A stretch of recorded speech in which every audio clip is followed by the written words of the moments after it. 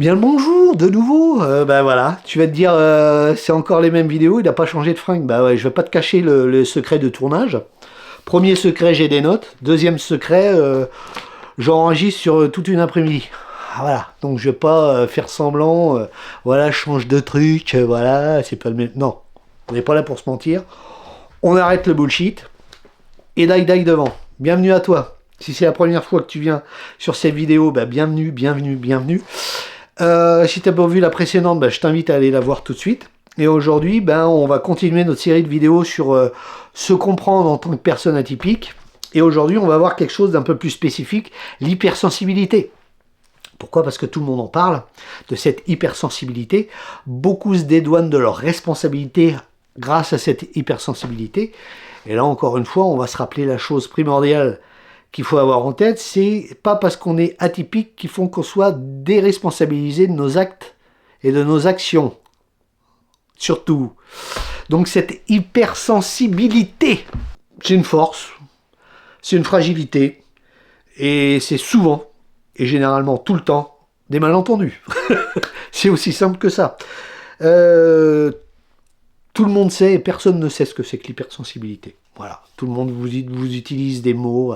Je suis hypersensible. Non, non, Cynthia. T'es pas hypersensible, t'es juste un peu à fleur de peau parce qu'en ce moment ton mari t'a quitté et puis voilà. Vous voyez ce que je veux dire? On met l'hypersensibilité sur le plan de tout aujourd'hui pour expliquer comme si un mal-être pouvait s'expliquer avec un seul mot. Non, c'est pas comme ça que ça fonctionne. L'hypersensibilité, il y a plusieurs hypersensibilités que j'ai notifiées. Au niveau de nos sensibilités, nous avons dans un premier temps des sensibilités sensorielles. Si tu es une personne atypique avec une hypersensibilité, cette sensibilité sensorielle peut te parler. Généralement, on va parler d'hyperesthésie. Donc, c'est des difficultés et des douleurs inhérentes à une luminosité, à des odeurs, à des sons, à des textures. Pourquoi? Parce que nous, on n'a pas de filtre au niveau du traitement de cette sensibilité et de ces sens. Et ça nous arrive à pleine balle dans la tronche. Il y a des études. Une étude qui a été faite sur le sujet. Je me rappelle plus du tout qui a fait cette étude-là. C'est pour ça que là, je te mets le lien. Enfin, je te mets comment dirais-je, l'étude ici, avec en lien dans la vidéo, le lien pour aller voir l'étude justement sur cette hypersensibilité, parce qu'il y a des chercheurs au Canada, il me semble, de mémoire, qui ont fait cette recherche sur l'hypersensibilité. Ils se sont aperçus de quoi? Un truc de gueudin. Ils se sont aperçus que les gens qui sont dans cette hypersensibilité, généralement, ils ont une association avec l'hyperempathie, et que ça déclenche dans leur cerveau des parties de la zone du cerveau liées à la douleur. C'est-à-dire que cette hypersensibilité, là en l'occurrence, ça va être une force. Elle va déclencher, elle va être associée à l'hyperempathie. Cette hyperempathie, ça va être cette capacité de se lier à l'autre. Et j'insiste bien là-dessus, se lier à l'autre. Pas ressentir ce que ressent l'autre, c'est pas possible ça. T'es pas à l'intérieur du corps de l'autre. Par contre, tu peux te lier à sa souffrance. Et le fait de se lier à cette souffrance-là, ça va te permettre en fait d'activer dans ta tête des parties de ton cerveau qui sont associées à la douleur. C'est pour ça qu'il y a beaucoup de gens qui disent « Oui, moi je suis quelqu'un de très empathique parce que je me mets à la place de l'autre. » Non, tu ne peux pas te mettre à la place de l'autre parce que tu ne sais pas ce que c'est son histoire, tu ne connais pas son vécu, tu ne sais pas ce qu'il a ressenti dans sa chair, donc tu ne peux pas te mettre à la place de l'autre. Tu peux te mettre en lien avec sa douleur, mais pas avec sa souffrance. Voilà. Je suis un peu énervé, c'est parce que... Voilà, j'aime pas les banalités. Encore une fois, j'aime pas les incohérences. Première vidéo. Si tu l'as pas vue, vas-y, je te le conseille. Nous avons aussi ce qu'on appelle la sensibilité émotionnelle.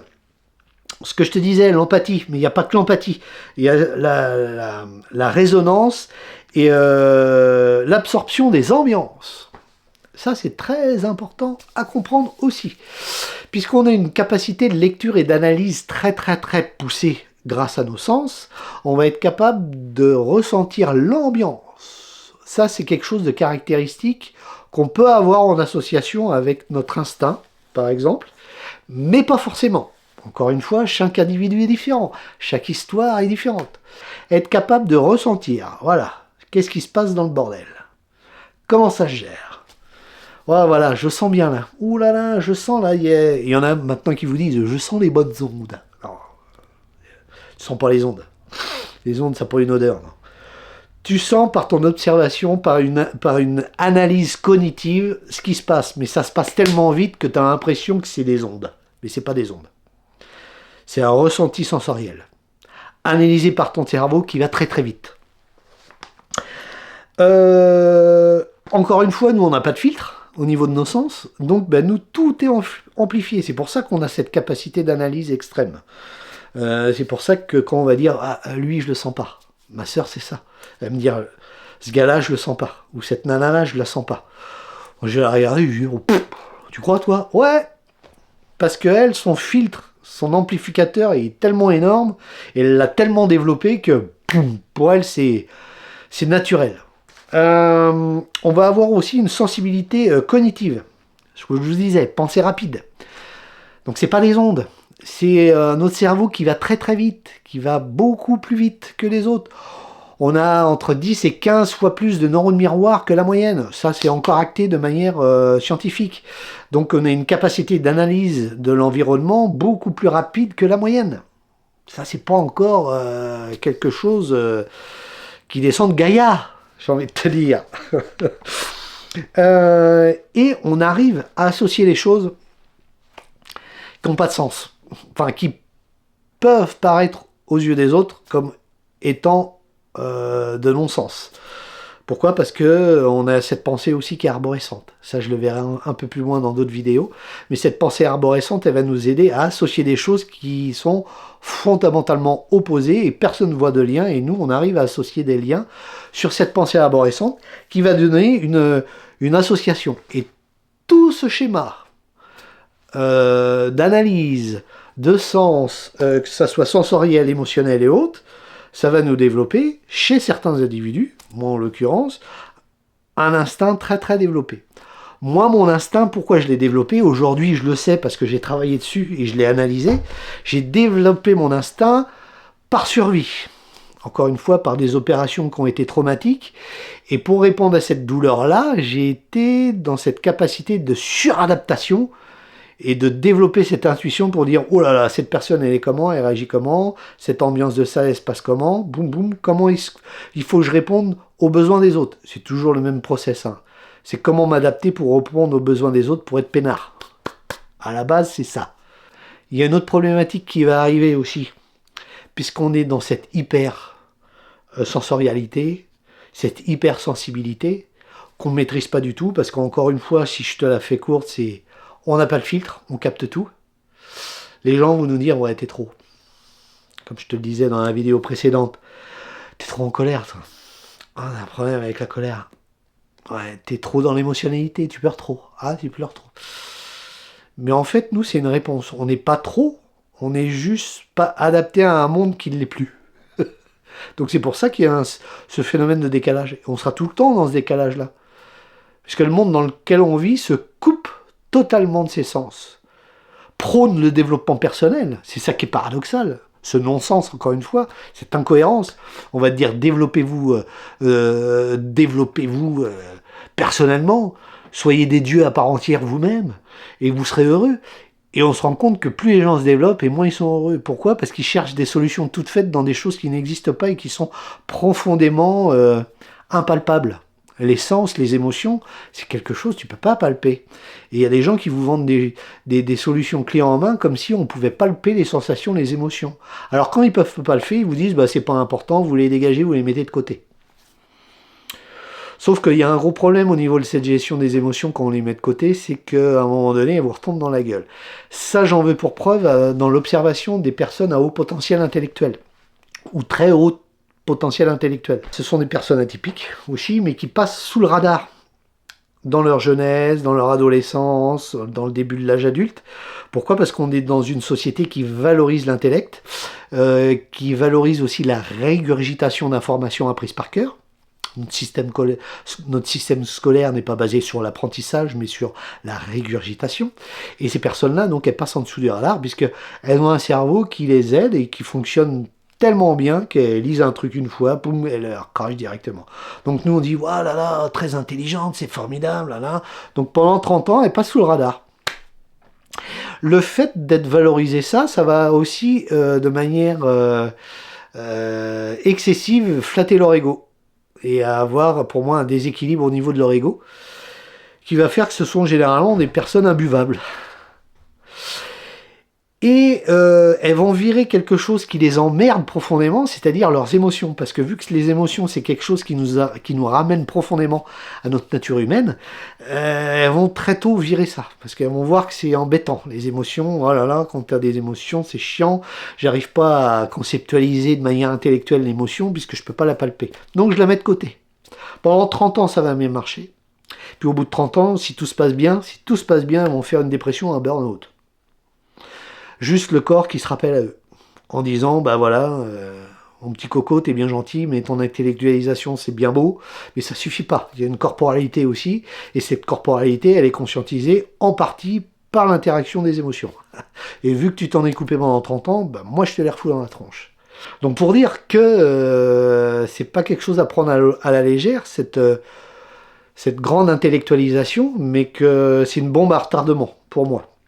Au niveau de cette hypersensibilité, on va avoir une autre problématique, c'est qu'on va avoir par autrui, ce mythe destructeur qui nous dit, bah voilà, tu es trop dans l'émotionnalité, tu es trop, voilà, dans la colère, dans les pleurs, tu es trop, en fait tu es trop. Mais c'est normal d'être trop dans un monde qui n'est pas assez, ou qui n'est plus.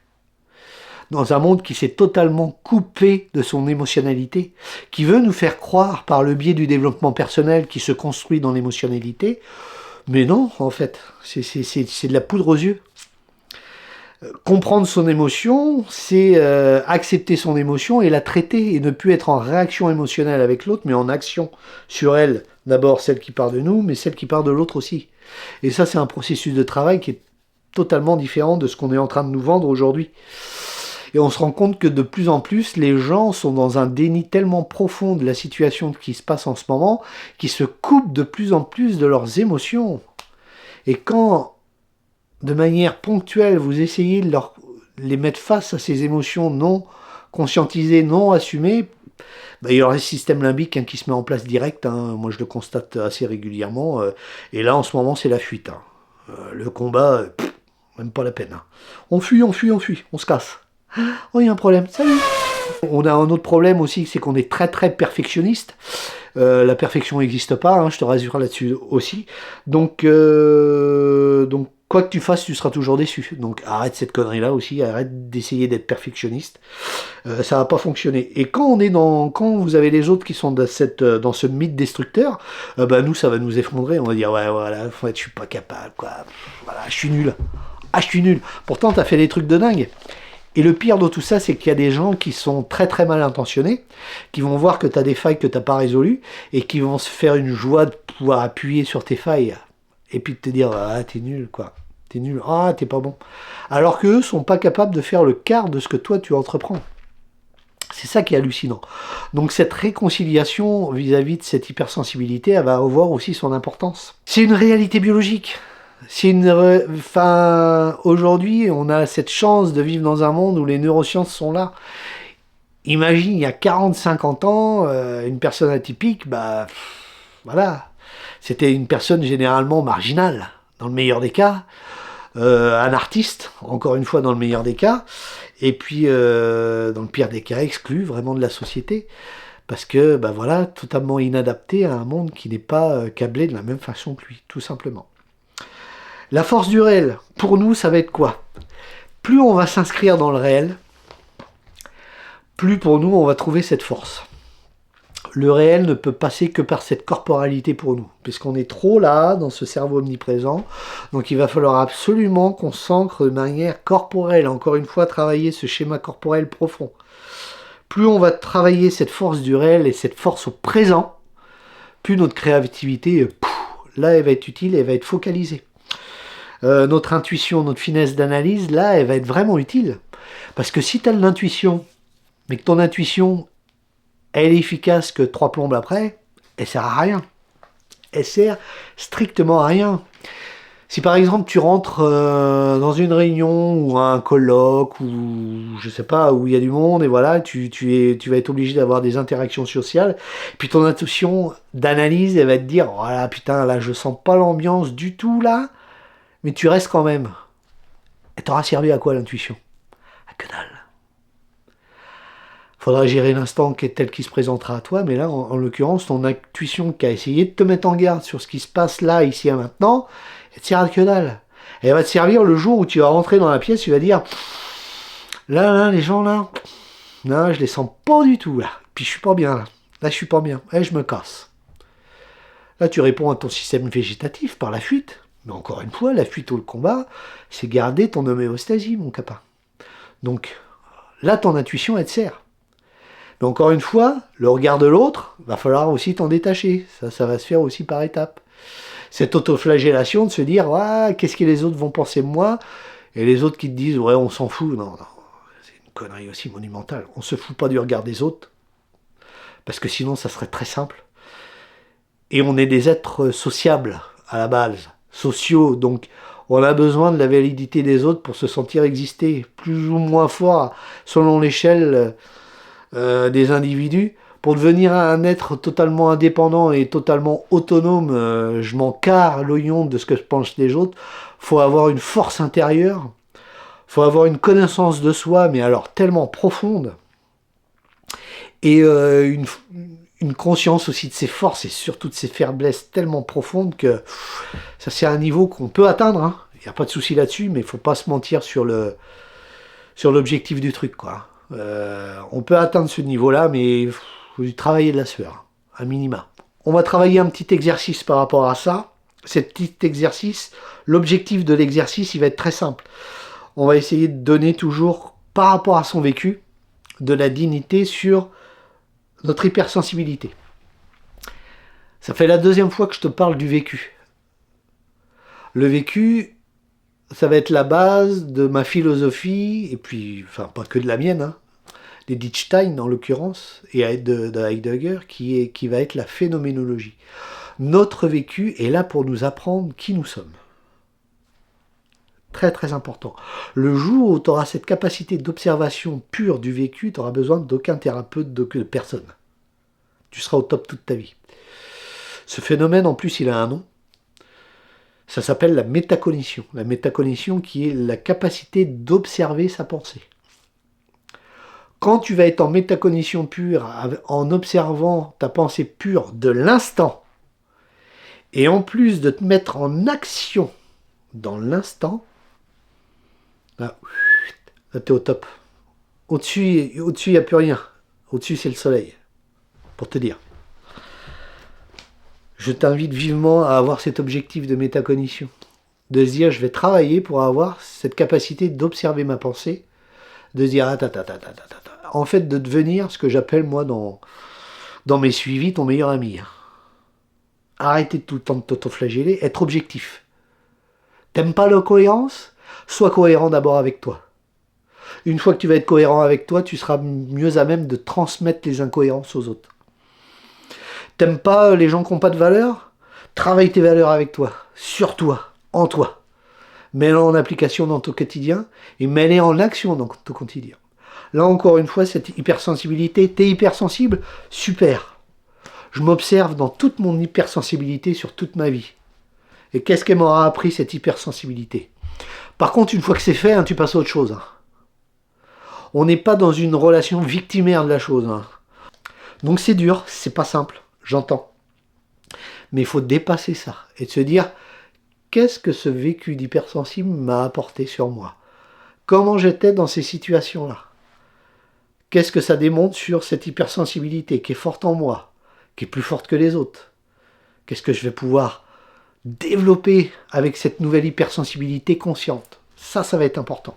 Je vais t'inviter à faire un truc super simple, à prendre un cahier. Tu vas dans ton magasin préféré, tu vas à Leclerc, tu vas à Action, tu vas à Lidl, tu vas où tu veux, mais tu me prends un cahier de travaux pratiques. C'est le cahier que tu vas garder précieusement.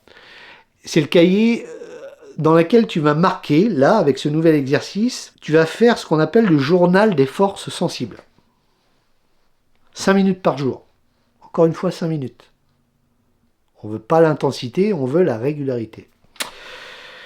Tous les soirs, tu me notes une situation où ta sensibilité t'a aidé dans la journée.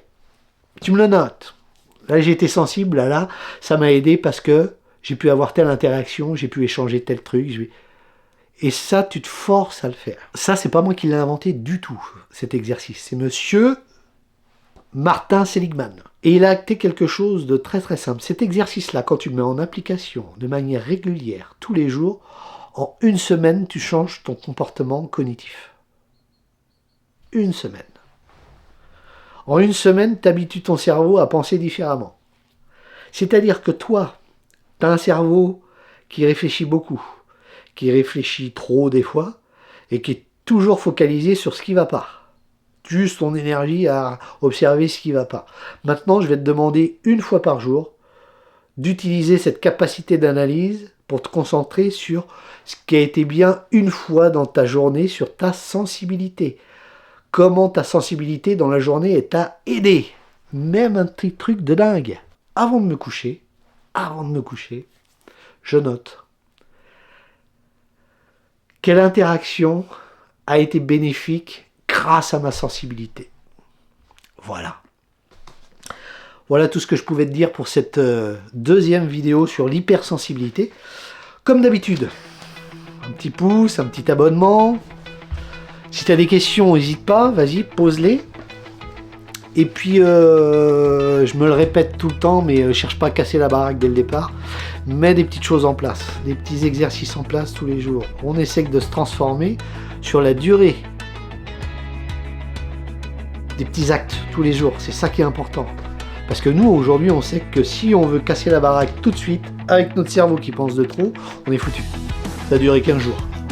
Plus on va être dans la simplicité, plus on va chercher aussi dans cette simplicité l'autonomie. Voilà tout ce que je pouvais te dire.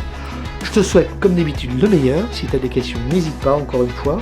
Je ne sais plus si je te l'ai déjà dit, mais enfin, je le répète. Et puis, comme d'habitude, porte-toi bien. Ça vaut le coup, très cher.